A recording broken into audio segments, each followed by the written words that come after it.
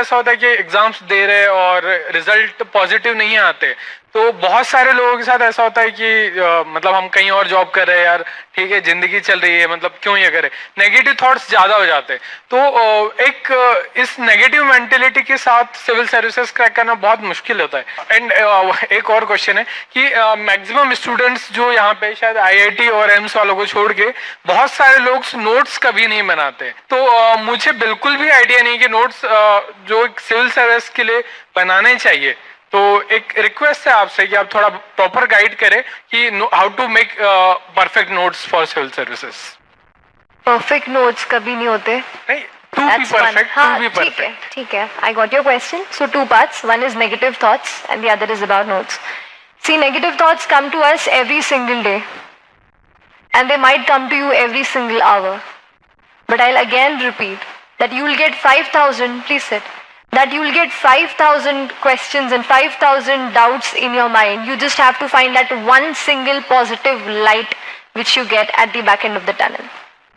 आप जॉब कर रहे हैं, मैं ग्रेजुएशन कर रही थी, आप मेरे फाइनेंशियल कंस्ट्रेंट्स थे, आपके पर्सनल कंस्ट्रेंट्स होंगे, कुछ भी हो सकता है। मैंने कहा ना, हम सबके अपने अपने अलग अलग चैलेंजेस हैं, पर उन चैलेंजेस में भी क्या आप अपना सब कुछ किसी एक ऐसे गोल के लिए दे सकते हो जो आप सच में अचीव करना चाहते हो, तो आप कर सकते हो। I read a sentence somewhere, there's nothing more powerful on this entire universe than a human being with a purpose. अगर आपका पर्पस है और आप सच में ये चाहते हैं कि ये जॉब मेरे लिए नहीं है और ये एग्जाम मेरे लिए है, तो अपना सब कुछ उसको दीजिए। मैंने कहा ना, negative thoughts, negative circumstances, negative events and negative people, इनसे दूर रहिए। कोई दिक्कत नहीं, थोड़े टाइम तक अपने आप को अपने अंदर रखिए, अपने आप से बातें कीजिए। अकेले होंगे, मम्मी पापा ही होंगे, कोई दिक्कत नहीं है। 1-2 साल ही मांगती है हमारी लाइफ हमसे। सच में आप कुछ भी कर रहे हो, 1-2 साल ही करियर के कुछ अच्छे प्राइम टाइम होता है जो हमारी जिंदगी हमसे मांगती है, दे डालिए उसको, सच में रिजल्ट अच्छे आएंगे।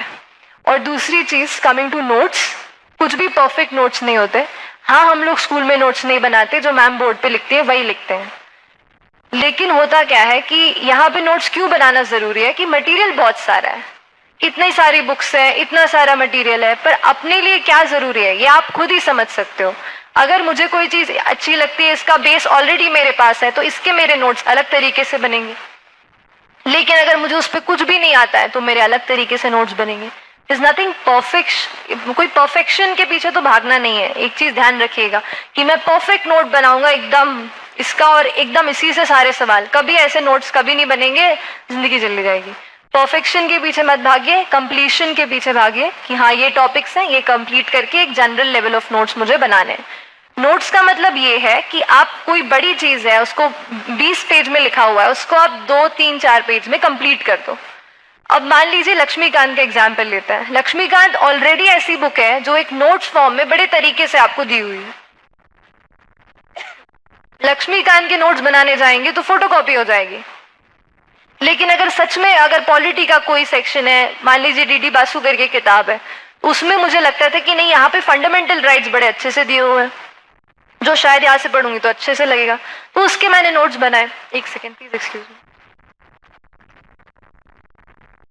मतलब ये है कि कोई चीज अगर एक्सपैंडेड फॉर्म में दी है and you like it, if you feel कि this can enrich my answer and my knowledge, अलग से उसको नोट कीजिए अपने पेन एंड अपने इसमें। कई लोग ऑनलाइन नोट्स बनाते हैं, मैं पेन एंड पेपर प्रेफर करती थी उस तरीके से। तो बुक्स का वैसे होगा, कंडेंस करनी है चीजें, कोई बड़े में लिखा है उसको शॉर्ट में करके फ्लो चार्ट बना सकते हो, एरो उससे लिख सकते हो, कुछ भी करके अपने फॉर्मेट में लिखना है बस, दैट्स इट।